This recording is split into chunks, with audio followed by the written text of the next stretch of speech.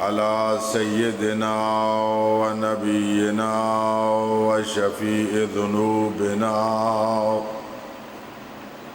وطبيب نفوسنا أبي القاسم محمد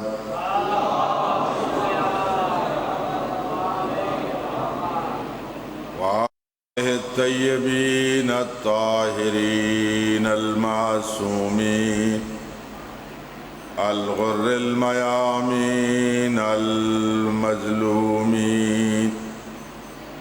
الذين أذهب الله عنهم الرجس وطهرهم تطهيرا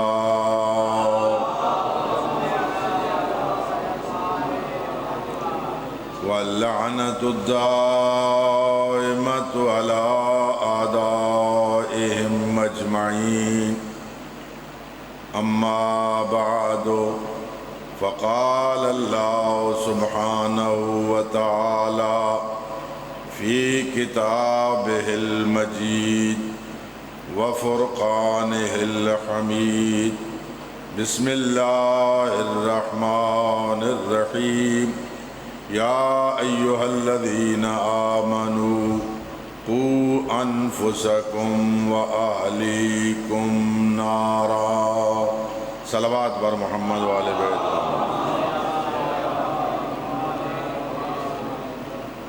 نعرہ تکبیر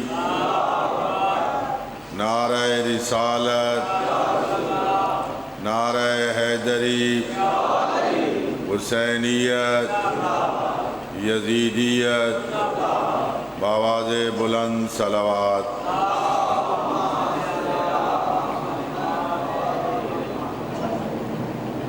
مکتب تشیع میں بالخصوص اور عمومی طور پر جو مسلمانوں میں عظیم شخصیتیں گزری ہیں، اگر آپ ان کی تاریخ کا مطالعہ کریں تو آپ کو یہ بات بخوبی معلوم ہوگی کہ ان بزرگوں کی عظمت، کمال اور ان کے مقام کا بلند ہونا، اس میں ان کی ماؤں کا بہت بڑا حصہ ہے، اس لیے کہ بچے کا پہلا مدرسہ ماں کی گود ہے۔ اگر پہلا مدرسہ درست ہو اور اس میں بچے کو صحیح سبق پڑھایا جائے، معصوم فرماتے ہیں العلم فی الصغر کالنقش فی الحجر، بچپن میں جو سبق پڑھایا جاتا ہے وہ پتھر پہ لکیر کی مانند ہوتا ہے، جس طرح پتھر پہ لکیر ماری جائے۔ مراجع کرام، مجتہدین اعظام کہ جب ہم حالات کا وہ دیکھتے ہیں، مطالعہ کرتے ہیں، تو ان میں یہی نظر آتا ہے کہ ان کی مائیں شریعت کی پابند تھیں اور شریعت کے اصولوں کے مطابق انہوں نے اپنی اولاد کی تربیت کی۔ ایک زمانہ تھا کہ خواتین کے مدارس نہیں تھے اور بچیوں کی تعلیم کا بندوبست نہیں تھا، طلباء کے مدارس تھے۔ اگر حقیقتاً دیکھا جائے تو دینی تعلیم جتنی ایک خاتون کے لیے ضروری ہے اتنی مرد کے لیے ضروری نہیں ہے۔ اس لیے کہ اگر مرد تعلیم حاصل کرے گا تو اکیلا کرے گا، ایک فرد کی تعلیم ہوگی، اور اگر خاتون تعلیم حاصل کرے گی تو پوری قوم کی تعلیم ہوگی۔ اگر ایک خاتون تربیت یافتہ ہو گئی، شریعت کی پابند ہو گئی، مسائل شریعہ سے آگاہ ہو گئی، حلال و حرام سے آگاہ ہو گئی، تو وہ گویا اس نے ایک فرد کی تربیت نہیں کرنی، پوری قوم کی تربیت کرنی ہے۔ لہذا خواتین اور بچیاں، ان کے لیے اگر آپ پورا نصاب نہیں پڑھا سکتے تو کم از کم اتنا ضرور پڑھائیں کہ ان بچیوں کے لیے جو ضروری مسائل ہیں اور خصوصاً جو ان کے اپنی ذات کے ساتھ متعلق ہیں، ان سے ان کو آگاہ ہونا چاہیے۔ ہمارے مذہب کے ایک بہت بڑے بزرگ آیت اللہ شیخ مرتضی انصاری گزرے ہیں۔ شہید مطہری لکھتے ہیں، ان کا لقب ہے خاتم المجتہدین۔ خاتم المجتہدین کا معنی یہ نہیں کہ اجتہاد ان پہ ختم ہو گیا ہے، بلکہ جو کتابیں وہ لکھ کے گئے، آج علماء وہ کتابیں پڑھ کے مجتہد بن رہے ہیں۔ جب یہ درجہ اجتہاد پہ پہنچے تو ان کی والدہ کے پاس خواتین آئیں مبارکباد کے لیے، اور آ کے کہا، آج مرتضیٰ تیرے لیے فخر ہے کہ درجہ اجتہاد پہ پہنچ گیا ہے۔ تو شیخ مرتضیٰ انصاری کی والدہ نے کہا، مرتضیٰ میرے لیے فخر نہیں، میں مرتضیٰ کے لیے فخر ہوں۔ میں وہ ماں ہوں جس نے مرتضیٰ جیسا بیٹا جنا ہے۔ تو عورتوں نے کہا کہ یہ تو اللہ کا نظام ہے، یہ اللہ کی ذات نے ایک نظام رکھا ہے۔ کہا نہیں، جو میں نے مرتضیٰ کی تربیت کی ہے، میں نے جب بھی اپنے بیٹے کو دودھ پلایا ہے باوضو ہو کے دودھ پلایا ہے۔ رات کو آدھی رات کا ٹائم ہوتا تھا، میرا بچہ بیدار ہوتا، اس کو دودھ کی ضرورت ہوتی، میں اٹھ کے جاتی، چاہے سردی ہوتی چاہے گرمی، میں جا کے پہلے وضو کرتی اور وضو کرنے کے بعد آ کے اپنے بچے کو دودھ پلاتی۔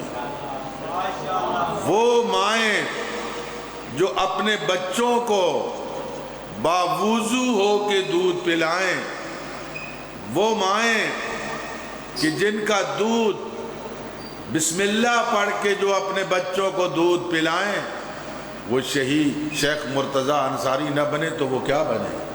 وہ شہید مطہری نہ بنے تو وہ کیا بنے؟ وہ خمینی زمان نہ بنے تو وہ کیا بنے؟ وہ آیت اللہ خوئی نہ بنے تو کیا بنے؟ وہ راہبر معظم نہ بنے تو کیا بنے؟ وہ آیت اللہ سیستانی نہ بنے تو کیا بنے؟ یہ اصل میں ان ماؤں کی تربیت کا نتیجہ تھا۔ یہ مائیں شریعت کی پابند تھیں، اپنے بچوں کی تربیت انہوں نے محنت کی، لیکن اصل تربیت ان ماؤں کی تھی۔ دو سیدزادے، دو بزرگ جو عالم دین بنے، ایک کا نام سید مرتضیٰ ہے اور ایک کا نام سید شریف رضی ہے۔ شیخ مفید علیہ رحمہ مکتب اہل بیت کے بہت بڑے بزرگ گزرے ہیں۔ شیخ مفید کے خواب میں جناب سیدہ آئیں، اپنے بچوں کی انگلیاں پکڑی ہوئی تھی. شیخ، یہ میرے دو بیٹے حسن و حسین، ان کو فقہ کا درس دو. شیخ مفید علیہ الرحمہ پریشانی کی عالم میں اٹھے. کجا حسن و حسین امام، ساری رات پریشانی میں گزری. صبح سویرے ایک سید زادی آئیں، دو بچوں کی انگلیاں پکڑے ہوئے. ایک کا نام سید مرتضیٰ تھا، ایک کا نام سید رضی تھا. کہا یا شیخ علمہما الفقہ، میرے ان دو بچوں کو فقہ کی تعلیم دو. شیخ مفید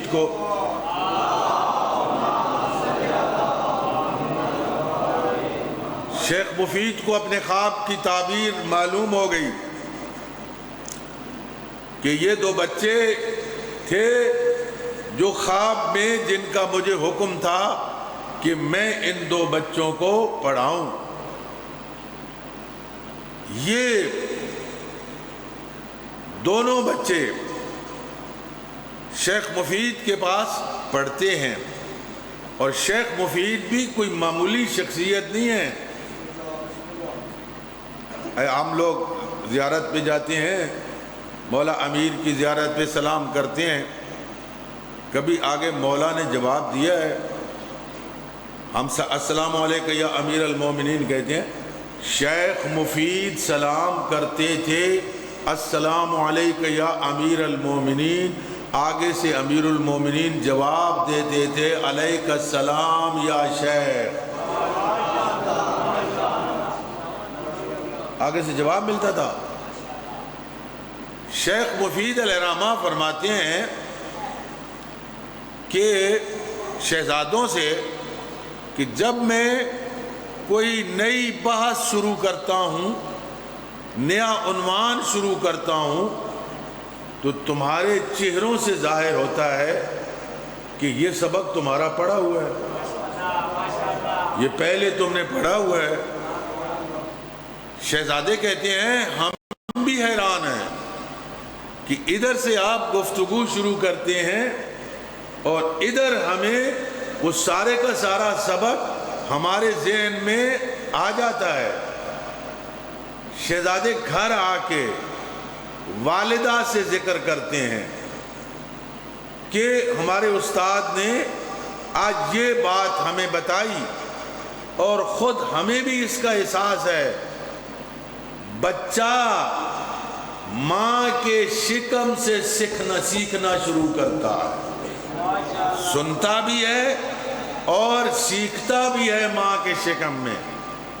اسی لیے حکم ہے کہ جب خاتون حاملہ ہو اس کو کسی غیر شرعی اور ایسے کام سے اجتناب کرنا چاہیے جو شرعاً حرام ہے، اس لیے کہ اگر وہ ایسا کام کرے گی تو اس کے اثرات بچے کے اوپر مرتب ہوں گے. یہ بہت سارے بچے جو ناقص الخلقت پیدا ہوتے ہیں یا گونگے پیدا ہوتے ہیں یا اور کوئی نقص ہوتا ہے، تو یہ اصل ماں باپ اور خصوصی طور پر اس کا سبب والدہ ہوتی ہے کہ وہ کسی نہ کسی گناہ کی مرتکب ہوتی ہے کہ جس کی وجہ سے وہ اثر بچے کے اوپر پڑتا ہے. جب بچوں نے کہا کہ جب ہمارے استاد گفتگو شروع کرتے ہیں تو پتہ چلتا ہے کہ یہ موضوع پہلے ہی ہمارے ذہن میں ہے، تو ماں بتاتی ہے میرے بیٹے جب تم میرے شکم میں تھے آپ کے بابا درس پڑھاتے تھے، میں پردے کے پیچھے بیٹھ کے وہ درس سنتی تھی، یہ اثر اس درس کا ہے.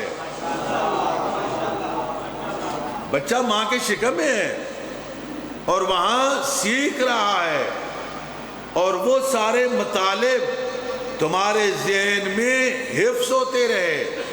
اب جب استاد اسی موضوع کو شروع کرتا ہے تو وہ تمہارے ذہن میں تازہ مباحث جو ہیں وہ آ جاتی ہیں۔ اس کی وجہ یہ ہے، سید مرتضیٰ کا لقب ہے علم الہدا، ہدایت کا علم۔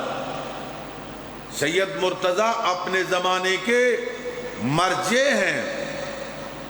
حکومت وقت نے شیعہ سے کہا کہ اگر 1,00,000 دینار جمع کراؤ گے تو تمہارے مذہب کو رسمیت ملے گی، رسمی طور پر تمہارا مذہب حکومت کا حصہ ہو جائے گا۔ لوگوں نے پیسہ جمع کیا، 80,000 دینار جمع ہوا، 20,000 دینار کی کمی تھی۔ سید مرتضیٰ نے اپنا گھر بیچا، اپنی سواری بیچی، اپنا ساز و سامان بیچا، جو کچھ تھا سارا فروخت کر کے 20 دینار مکمل کر کے حکومت کو ٹیکس جمع کرایا تاکہ مذہب اہل بیت کو رسمیت حاصل ہو جائے۔ ایک عباسی وزیر امیر المومنین کی زیارت کے لیے گیا اور وہاں کوئی مسئلہ دریافت کرنا چاہتا تھا، دعائیں مانگتا رہا، کئی دن وہاں حرم کے اندر جاتا رہا۔ ایک دن اس کی آنکھ لگ گئی اور اس نے کہا کہ عرض کیا کہ مولا یہ مسئلہ ہے۔ فرمایا میرے پاس کیوں آیا ہے، میرے فرزند کے پاس کیوں نہیں گیا؟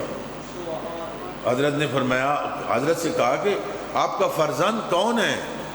فرمایا علم الہدا۔ کہا علم الہدا کا نام کیا ہے؟ فرمایا سید مرتضیٰ۔ میرے پاس نہ، میرے فرزند سید مرتضیٰ علم الہدا کے پاس جا، وہ تیری علمی مشکل کو حل کریں گے۔ یہ وہ ہستیاں تھیں کہ جن کو ائمہ اپنی اولاد کہتے تھے۔ شیخ مفید اور سید رضی کے اندر کہیں، شریف رضی وہ ہیں جنہوں نے ناج البلاغہ کو جمع کیا ہے۔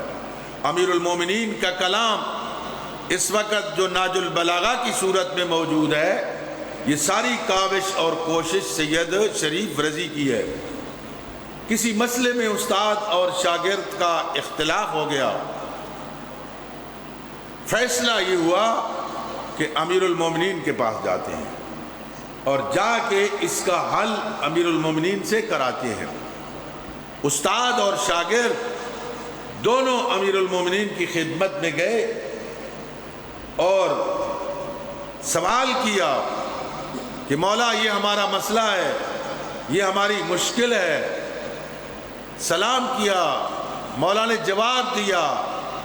مولا نے فرمایا الحق ما ولدی والشیخ معتمدی، حق میرے بیٹے سید رضی کے ساتھ ہے اور میرا شیخ معتمد بندہ ہے، یعنی شیخ مفید میرے معتمد ہیں، لیکن اس مسئلے میں حق جو ہے وہ سید رضی کے ساتھ۔ سید رضی کو بھی اپنا فرزند کہا اور سید مرتضیٰ کو بھی اپنا فرزند کہا۔ امیر المومنین نے، خاتون جنت نے بھی اپنا فرزند کہا تھا کہ جب شیخ مفید کو خواب میں آئیں اور کہا میرے ان دو بیٹوں کو تعلیم دیں، اور یہاں امیر المومنین نے سید مرتضیٰ اور سید رضی کو اپنا فرزند کہا۔ تو بچہ ماں کے شکم میں سیکھتا ہے، اسی لیے ماں کے لیے ضروری ہے کہ اس کا اخلاق، اس کا کردار، اس کی سیرت پاکیزہ ہونی چاہیے، کیونکہ اس کے اثرات بچے کے اوپر ہوتے ہیں۔ اور فرمایا بچے کے اوپر رزق حلال اور رزق حرام بھی اثر انداز ہوتا ہے۔ رزق حلال کا اپنا اثر ہوتا ہے، رزق حرام کا بھی اپنا اثر ہوتا ہے۔ علامہ مجلسی اول کہ جن کے فرزند مجلسی دوم ہیں، جنہوں نے بحار الانوار جو 120 جلدوں میں حدیثوں کا ذخیرہ ہے وہ اپنے دور میں مرتب کرائی ہے۔ علامہ مجلسی اول مسجد میں نماز پڑھاتے تھے اور اپنا بیٹا مجلسی دوم 7 سال کی عمر کا تھا، اس کو ساتھ لے جاتے تھے۔ گئے، اب ظاہرہ 7 سال کا بچہ ہے، خود نماز پڑھا رہے تھے، ایک ماشکی آیا، اس نے وہاں سین میں مشق رکھی اور نماز پڑھنے کے لیے چلا گیا۔ اب بچے نے کہاں سے کوئی سوئی لی، کوئی کیل لیا اور اس مشق کے اندر سوراخ کر دیا۔ جب وہ ماشکی نماز پڑھ کے آیا تو اس نے دیکھا کہ میری مشق کا سارا پانی بہہ گیا ہے۔ اس نے بچوں سے پوچھا یہ کس نے شرارت کی ہے؟ کہا یہ علامہ صاحب کو جو بیٹا ہے یہ اس نے آپ کی مشق کے اندر سوراخ کر دیا ہے۔ وہ گیا علامہ صاحب کی خدمت میں، عرض کیا آپ کے بچے نے میرا اتنا بڑا نقصان کر دیا، اگر کوئی ہم میں سے ہوتا تو جا کے اے بچے کو 2-4 کلمات کہہ دیتا یا کوئی تھپڑ لگا دیتا، لیکن نہیں، علامہ مجلسی بچے کو کچھ نہیں کہا، وہ سیدھے اپنی بیوی کے پاس گئے اور انہوں نے کہا میں نے بڑی کوشش کی ہے، میں کوشش کر کے حلال غذا آپ کو دیتا رہا، لیکن بتا یہ کہاں نقص ہوا ہے، یہ قصور کہاں ہوا ہے، کس کا قصور ہے کہ ہمارے بچے نے ایک غریب بندے کا نقصان کر دیا ہے۔ عورت نے پہلے کہا کہ مجھے کوئی ایسا یاد نہیں ہے، لیکن ایک کہا ایک دفعہ ایسا ہوا کہ کوئی انار بیچنے والا آیا، میں حاملہ تھی، میرا ایک ہے انار بیچنے والا، دوسرا ہے کہ ہمسائے میں انار تھا، بہرحال جو بھی تھا، میں ترش انار اور کھٹا انار میری طبیعت پسند کرتی تھی، میں نے انار لیا، میرے ہاتھ میں سوئی تھی، میں نے اس کے اندر چبوئی، اس کا رس میں نے چوسا اور وہ انار میٹھا تھا، میں نے اس کو واپس کر دیا یا ہمسائے کی اجازت کے بغیر میں نے وہ رس چوسا۔ عالم دین فرماتے ہیں، علامہ مجلسی فرماتے ہیں اگر تو اتنا رزق حرام نہ کھاتی تو ہمارا بچہ اتنا بڑا کام نہ کرتا۔ مومنین کرام صلوات بار محمد والے بیت، خود غور کریں کہ جہاں حساب ہی کوئی نہ ہو، جہاں حلال اور حرام کا، لوگ کہتے ہیں جی بچے والدین کا کہنا نہیں مانتے، اس میں آپ غور تو کریں قصور کس کا ہے، قصوروار کون ہے؟ حضور جاتے ہیں ایک سبزی فروش کی دکان پر، سبزی کے اوپر پانی چھڑکا ہوا ہے، حضور فرماتے ہیں یہ پانی کیوں چھڑکا ہے؟ کہا یا رسول اللہ یہ میں نے نہیں چھڑکا، یہ بارش آئی ہے۔ حضرت نے فرمایا جب بارش آئی ہے تو تجھے اس کو بچانا چاہیے تھا، تو نے اس کے اوپر پانی چھڑک کے تو اس میں ملاوٹ کر رہا ہے۔ فرمایا من غش فلیس منا، جو ملاوٹ کرے دوسرے کو دھوکہ دے، فرمایا وہ ہم میں سے نہیں ہے۔ اور جہاں دن میں 10 مرتبہ پانی چھڑکا جاتا ہو اور وہی سبزی فروخت کی جاتی ہو، ایک بندہ دودھ فروخت کرتا ہے. اب دودھ کے اندر میں نہیں کہتا کتنا پانی ملاتا ہے.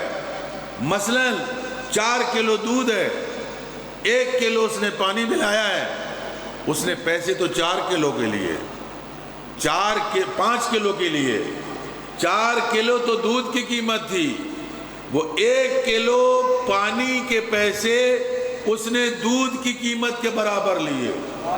مثلا 150 کلو دودھ ہے تو وہ 150 روپیہ 1 کلو پانی کا لیا. اس کی گھر سبزی لے گیا, وہ سبزی بیگم نے پکائی, وہ بچوں نے کھائی, وہ خون بنا. اب بتائیں وہ باپ کی داڑھی نہ پکڑیں تو کیا کریں؟ اگر ہم ان کی غذائیں پاکیزہ رکھتے, اگر ہم ان کو پاکیزہ رزق کھلاتے. کئی لوگوں سے سنا ہے اللہ کا بڑا کرم ہے جی, وہ 50 لاکھ روپیہ جو ہے وہ اس کے پیسے آ جاتے ہیں ہر مہینے میں اور آرام سے گزارا ہو جاتا ہے. یعنی اولاد کو سود کھلایا جا رہا ہے اور اس سے خوش ہیں کہ بڑے مزے سے ہماری اولاد سود کھا رہی ہے. یاد رکھے حرام کھانے والا نہ کبھی حق کی بات سنتا ہے اور نہ کبھی اس کی دعا قبول ہوتی ہے. نعرہ تکبیر, نعرہ رسالت, نعرہ حیدری. ماشاءاللہ. وہ چاہے جتنی مرضی یا دعائیں مانگے, اگر رزق حرام کھاتا ہے اس کی دعا قبول نہیں ہوگی. حجاج ابن یوسف جب بغداد کا گورنر بنا تو لوگوں نے کہا یہاں کے جو نیک لوگ ہیں وہ دعا کرتے ہیں اور گورنر یہاں رہ نہیں سکتا. اس نے کہا میں بندوبست کر لیتا ہوں. اس نے اپنے سیکرٹری سے کہا یہ پیسے ہیں, ایک پرتکلف دعوت کا انتظام کرو اور جتنے نیک لوگ ہیں سب کو بلاؤ. سب لوگوں کو بلایا گیا, آ کے انہوں نے کھانا کھایا اور جب کھانا کھا چکے تو حجاج نے کہا میں نے سنا ہے آپ جس کے بارے میں بد دعا کریں وہ قبول ہوتی ہے. میں آپ کو چیلنج کرتا ہوں کہ آپ جو مرضی ہے بد دعا کریں میرے خلاف, قبول نہیں ہوگی. کیوں؟ میں نے جو تمہیں کھانا کھلایا ہے وہ خالصتاً مال حرام سے تھا. حرام کا مال جب کھایا ہے تو جو مرضی ہے تم کرو, تمہاری دعا قبول نہیں ہوگی. اس لیے فرمایا کہ اگر چاہتے ہو تمہاری اولاد نیک ہو, ادبوا اولادکم بحب اللہ وحب رسول اللہ وحب آل رسول اللہ. فرمایا اولاد کی تربیت کرو اللہ کی محبت کے ساتھ, اللہ کے رسول کی محبت کے ساتھ اور آل رسول کی محبت کے ساتھ. ان کے دلوں میں سب سے پہلے عقیدہ توحید کی تعلیم دو. آپ کا بچہ 3 سال کا ہو, لا الہ الا اللہ پڑھتا بھی ہو اور اس مفہوم کو یاد بھی اس نے کیے ہوئے ہو کہ اللہ وحدہ لا شریک کے علاوہ کوئی معبود نہیں. سب سے پہلے عقائد کی تعلیم ہے, اور جب اصول دین کی تعلیم آپ دے لیں گے تو پھر فروع دین کی تعلیم ہے, پھر فروع دین کی تعلیم دیں. 7 سال کا بچہ اس کو نماز آنی چاہیے اور 10 سال کے بچے کو سختی کے ساتھ نماز پڑھائیں. آپ کا بچہ جب آپ کی گود میں ہو آپ اس کو کلمہ پڑھائیں, آپ اس کو سورہ فاتحہ پڑھائیں, آپ اس کو سورہ توحید پڑھائیں. بے شک کالج پڑھے, اچھے سکولوں میں پڑھے, یونیورسٹی میں پڑھے, باہر ملک آپ بھیجیں تعلیم کے لیے، آپ کے وسائل ہیں بھیجیں، لیکن اتنا اسے بنائیں کہ کل آپ کی قبر پہ آ کے فاتحہ پڑھ سکے۔ اب ہمارے ملک کے ظاہر ایم این اے جو ہوتا ہے تو بڑا آدمی ہوتا ہے، سینیٹر بھی بڑا آدمی ہوتا ہے، جو وزیر ہو وہ بھی ظاہر ہے بڑا آدمی ہوتا ہے، اور آپ میں سے اکثر شاید اس کو جانتے بھی ہوں۔ ہمارے ملک کا ایک سینیٹر، ایک وزیر صاحب، وہ جب حلف لینے لگا، پتہ نہیں کوئی ایسا موقع تھا کہ سورہ توحید اس کو پڑھنی پڑی، 3 دفعہ سورہ قل هو اللہ احد پڑھنے کے باوجود اس نے غلط پڑھی۔ کون ہے؟ سینیٹر ہے، وزیر ہے، ملک کا وزیر ہے، مسلمانوں کے ملک کا وزیر ہے، اور اسے سورہ توحید نہیں آتی۔ آپ اپنے بچے کو پڑھائیں، اتنا پڑھائیں کہ کل آپ کے لیے فاتحہ پڑھ سکے۔ حضرت عیسیٰ علیہ السلام یوں گزر رہے تھے، قبرستان سے گزرے اور لوگوں سے کہا، صحابہ کرام سے، جلدی چلو، اس مردے کے اوپر عذاب قبر نازل ہو رہا ہے، جلدی چلو۔ لوگ جلدی جلدی چلے کہ کہیں یہ عذاب ہمیں اپنی لپیٹ میں نہ لے لے۔ کچھ عرصے کے بعد آئے اور کہا، آؤ اس قبر کے اوپر دعائے مغفرت کرتے ہیں۔ لوگوں نے کہا، کچھ عرصہ پہلے تو آپ کہہ رہے تھے کہ یہ اس کے اوپر عذاب نازل ہو رہا ہے، آج آپ فرما رہے ہیں کہ اس کے اوپر دعائے رحمت کریں۔ فرمایا اس وقت اس پہ عذاب نازل ہو رہا تھا، آج رحمت خدا برس رہی ہے۔ اس کا چھوٹا بچہ تھا، ماں نے اسے استاد کے پاس بھیجا، آج اس نے استاد کے پاس جا کے پڑھا، بسم اللہ الرحمن الرحیم، شروع اس اللہ کے نام سے جو بڑا مہربان اور نہایت رحم کرنے والا ہے۔ خالق اکبر نے فرمایا، جس کا معصوم بچہ مجھے رحمان بھی سمجھتا ہے، رحیم بھی سمجھتا ہے، میں اس کے باپ کو عذاب کیسے دوں؟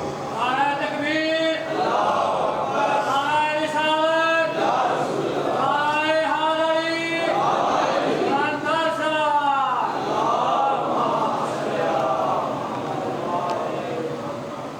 فرمایا باپ پر 3 حق ہیں بچے کے۔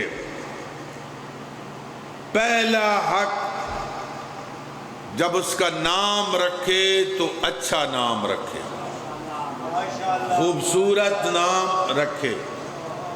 میں نے عرض کیا تھا کہ معصومین کے ناموں میں سے، انبیاء کے ناموں میں سے، سرور کائنات کے پاس اگر لوگ آتے اور ان کے نام اچھے نہ ہوتے تو حضور ان کے نام تبدیل کر دیتے، فرماتے یہ نام ٹھیک نہیں ہے، یہ نام رکھا جائے۔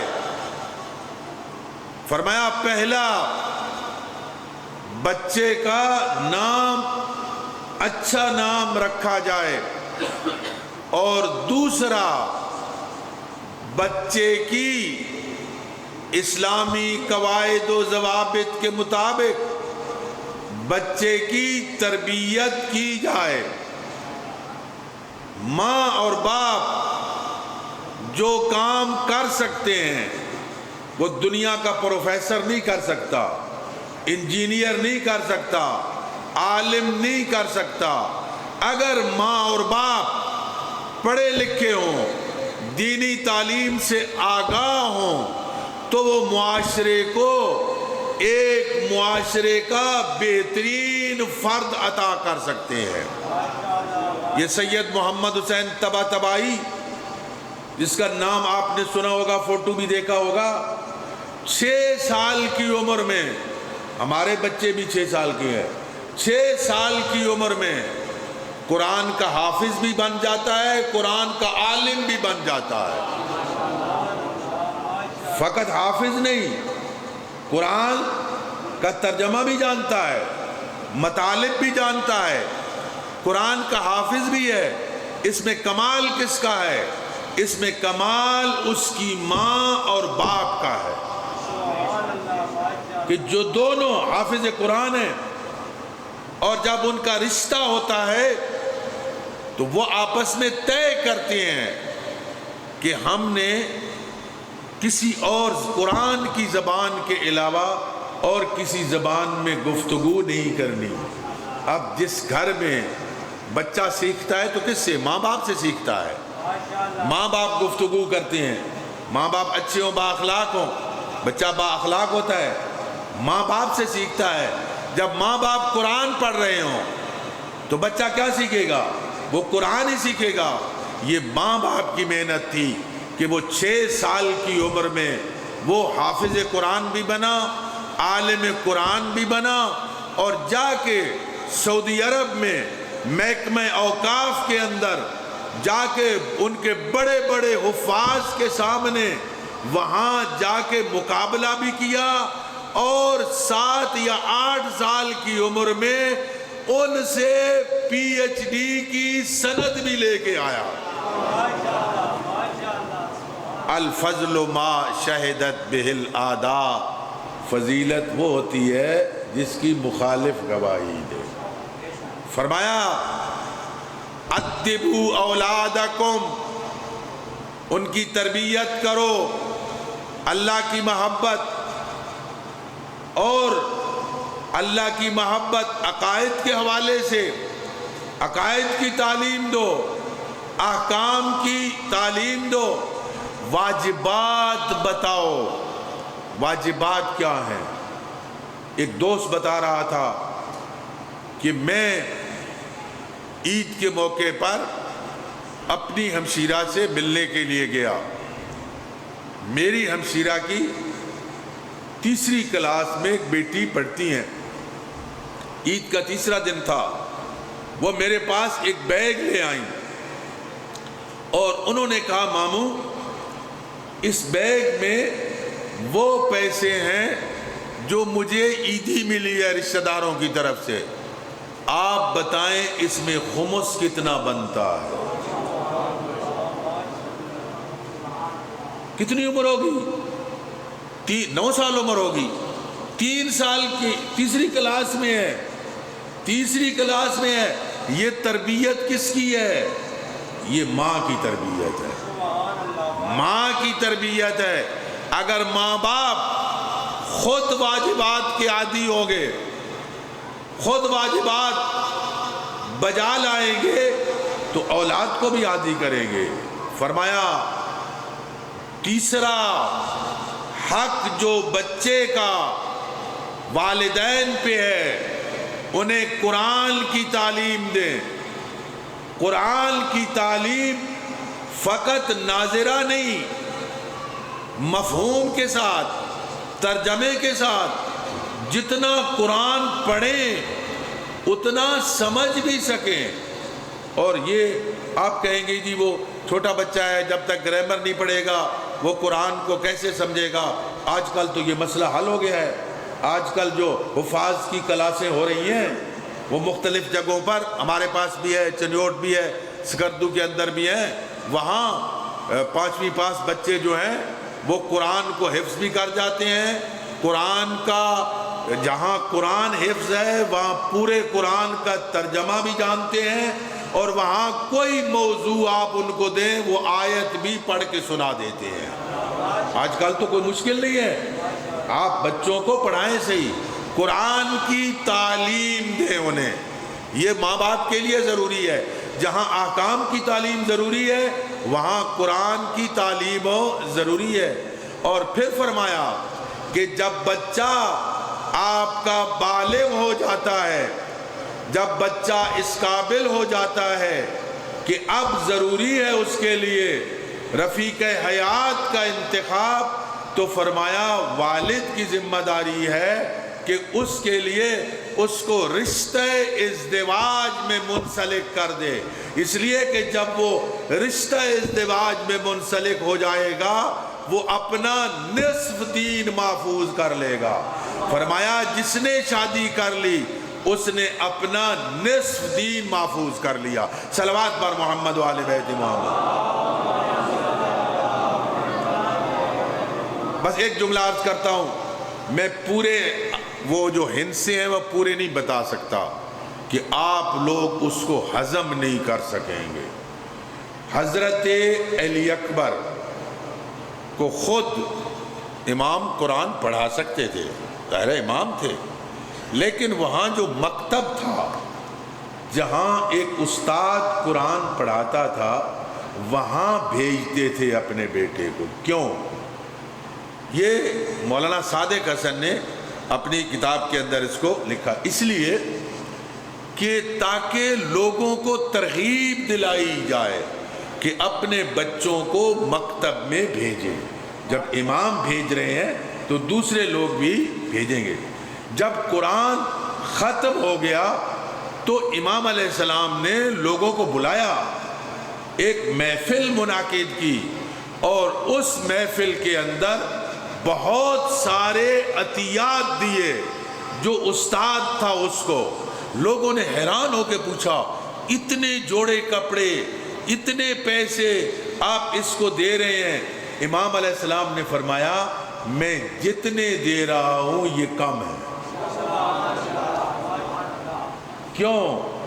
فرمایا اس نے میرے بیٹے کو آخرت دی ہے، میں اسے دنیا دے رہا ہوں۔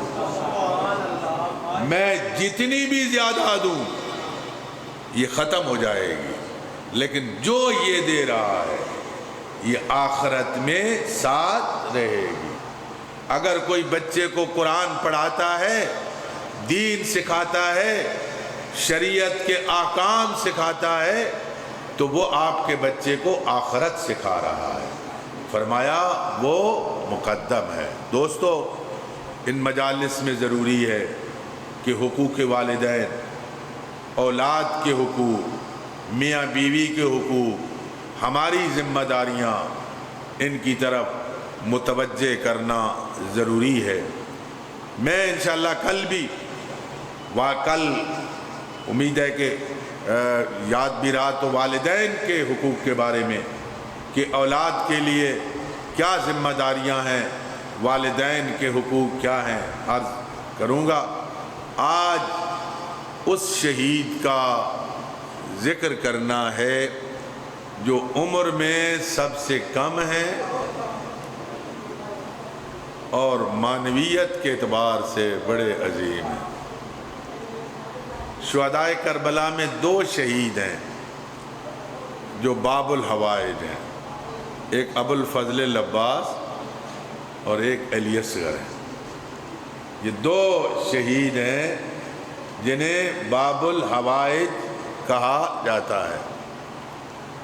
3 دن یا کوئی زیادہ مدینے سے چلے ہیں۔ جب وجہ کیا تھی؟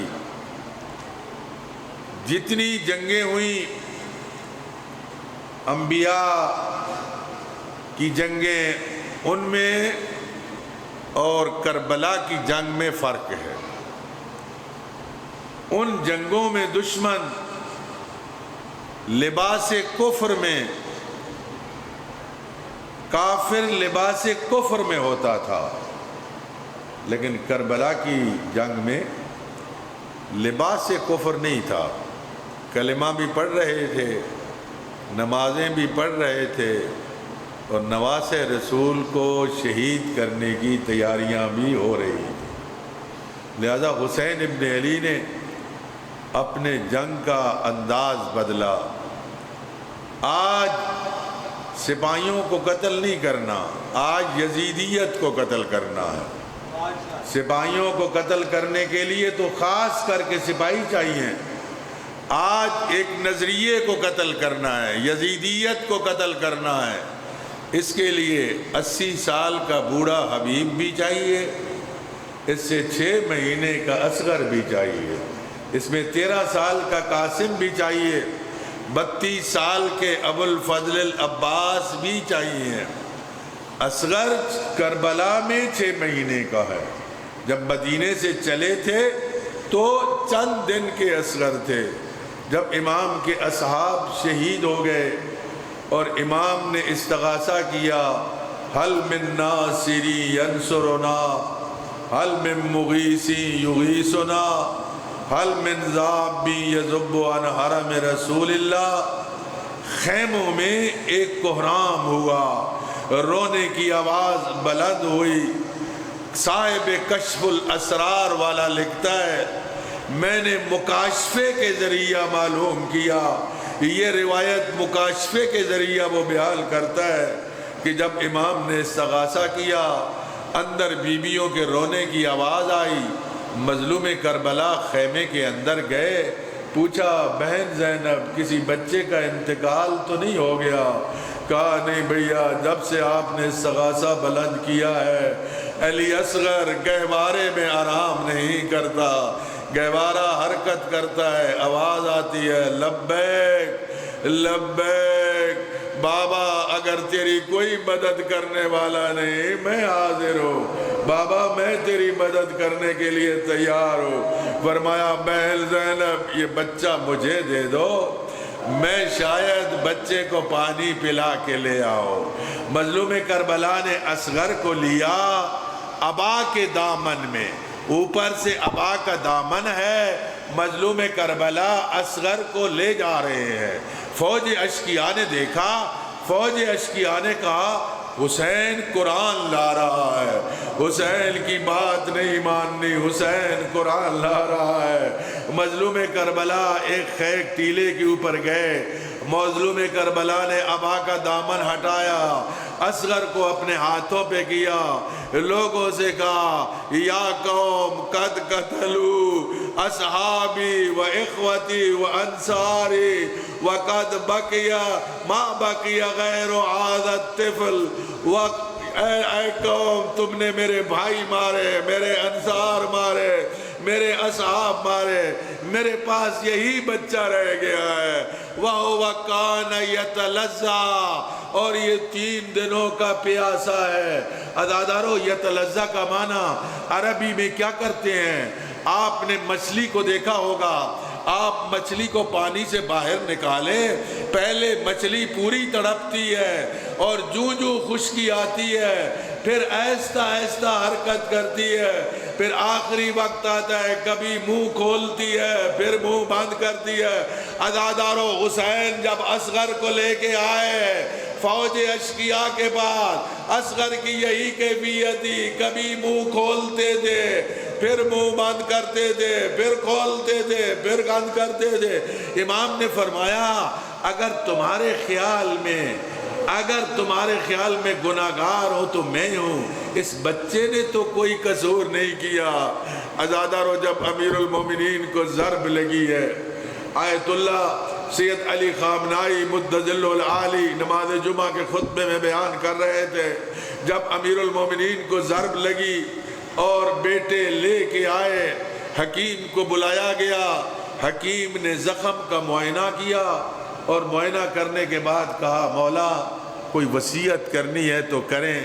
امام حسن مجتبیٰ سے کہا مولا حسن بابا کو سوائے دودھ کے اور کچھ نہیں دینا. عزادارو یہ دودھ کی خبر کوفہ کے گھروں میں پہنچی، جس بچے نے سنی دودھ کا گلاس لے کے آیا، جس مرد نے سنی دودھ کا گلاس لے کے آیا، جس خاتون نے سنی دودھ کا گلاس لے کے آیا. میں کہوں گا مولا آپ نے اہل کوفہ سے دودھ مانگا نہیں، یہاں آپ کے گھر میں ضرورت سے زیادہ دودھ جمع ہو گیا، ذرا کربلا میں آئی ہے اور تیرا حسین دودھ نہیں مانگ رہا، ایک گھونٹ پانی کا مانگ رہا ہے. साहिबान औलाद, मैं आपसे पूछता हूँ, 6 महीनों के बच्चे, उनको गिलास से पानी नहीं पिलाया जाता, चम्मच से पानी पिलाया जाता है, या माएँ हाथ तर करके उनको पानी पिलाते हैं। वो असगर के लिए कितना पानी दरकार था, असगर को कितना पानी था। हुरमला ने कहा, हुरमला को उमर साद ने कहा, उमर साद इक्ता कलामल हुसैन, हुसैन को दोबारा असगर के लिए पानी न मांगना पड़े, फौज बागी हो जाएगी। हुरमला ने से शोभा तीर लिया। हैदराबाद दक्कन का मुअर्रिख लिखता है, जो तीर अली असगर के लिए आया वो अली असगर से ज्यादा वजनी था। इधर से तीर आया, इधर बच्चे की क्या हालत है, फनकलब सभी वाला यदयलेमा, बच्चा बाबा के हाथों पे उलट गया। फज़बअहू मिनल उज़ल इलल उज़ल, एक काल से लेकर दूसरे काल तक गला ज़िबा हो गया, खून के चंद कतरे गिरे। इमाम ने रीश अक़दस में ख़िताब किया और कहा, असगर मैं इसी हालत में नाना से मिलूंगा।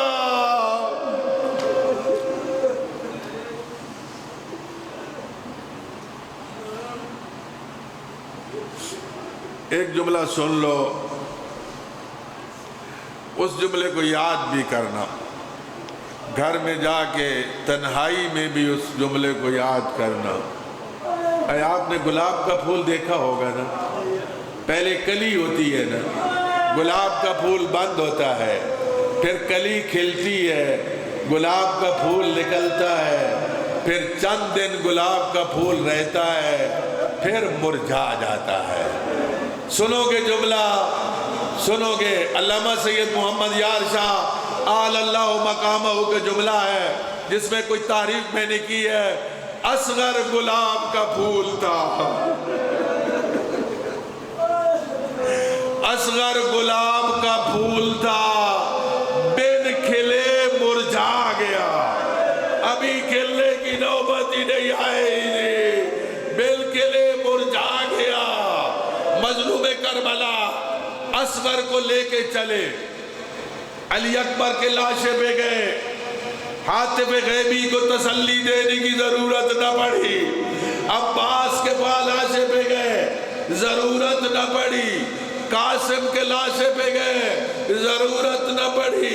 अज़ादारो, असगर का कातिल, इसका कोई इतना सदमा हुआ मजलूम करबला को, मजलूम करबला की कैफियत ये हुई कि खालिक अकबर को तसल्ली देनी पड़ी, या हुसैन दाओ, हुसैन ये बच्चा हमारे हवाले करो, हुसैन ये बच्चा हमारे हवाले करो, फ़इन्न लहू मुर्ज़िअन फिल जन्नह, हमने जन्नत में दाई का बंदोबस्त कर दिया है, असगर हमारे हवाले करो। आप आशूर के दिन एक अमल करते हैं, आप 7 कदम आगे चलते हैं, 7 कदम पीछे आते हैं और पढ़ते हैं, इन्ना लिल्लाहि व इन्ना इलैहि राजिऊन, रिज़म बे क़ज़ाए व तस्लीमन ले अमरे। ये कभी पूछा, ये 7 कदम आगे और 7 कदम पीछे क्यों जाते हैं? उलमा बयान करते हैं, मजलूम करबला इल्म इमामत से जानते थे, अली असगर गुलाब का फूल है। इन जालिमों ने हमारे शहीद होने के बाद हमारी लाशों पे घोड़े दौड़ाने हैं, असगर घोड़ों की सूंहों को बर्दाश्त नहीं कर सकेगा, मैं असगर को दफन कर दूं। मजलूम करबला ने एक ख्याल आया कि मैं अगर अली असगर को खैमों में न ले गया तो रुबाब क्या कहेगी, मौला मेरा असगर का। रिवायत 2 रिवायतें हैं, एक रिवायत है करबला में दफन कर दिया, दूसरी रिवायत है कि पहले खैमों में ले गए। अदादारों, बस एक जुमला सुनो, रुबाब का मरसिया सुनाता हो कि रुबाब ने मरसिया क्या पढ़ा। इधर मजलूम करबला अली असगर को लेके गए, علی اصغر ابا کے دامن میں تھا، یوں علی اصغر کا لاشا تھا، رباب انتظار میں تھی، سکینہ انتظار میں تھی، اصغر پانی پی کے آئے گا۔ ماں آگے بڑھی، مظلوم نے ابا کا دامن ہٹایا، ذبح شدہ گردن دیکھی، رباب نے بچے کو ہاتھوں پہ لیا اور رباب نے مرثیہ پڑھا، مرثیہ پڑھا۔ آپ بڑے سے بڑا حیوان ہو، اس کو اگر آپ حلال کرے تو چھری سے حلال کیا جاتا ہے، اس کو ذبح کہا جاتا ہے۔ اونٹ کو حلال کیا جاتا ہے نیزے سے، اس کو نہر کیا جاتا ہے۔ عزادارو جب اصغر ماں کے ہاتھوں پہ آئے، رباب نے اصغر کا گلا دیکھا، گلا دیکھ کے کہا یا بنیا اب مثلو کا یونا، او اصغر نار تو اونٹ کیے جاتے ہیں اور میرے لال تجھے نار کیا گیا۔ انا للہ وَإِنَّا إِلَيْهِ رَاجِعُونَ وَسَيَعْلَمُ الَّذِينَ ظَلَمُوا أَيَّ مُنْقَلَبٍ يَنْقَلِبُونَ۔